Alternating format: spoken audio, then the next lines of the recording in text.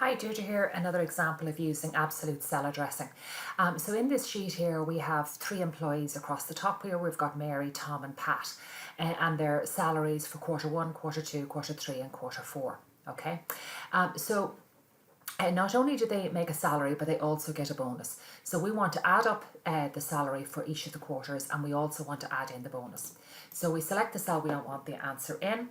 And I'm going to just use AutoSum for this. So I'm going to use AutoSum, and it's picked up sum B4 down as far as B7. And then I'm going to edit it. So up here in the formula bar, I'm going to click beyond that there and say plus and the bonus is held in cell C1.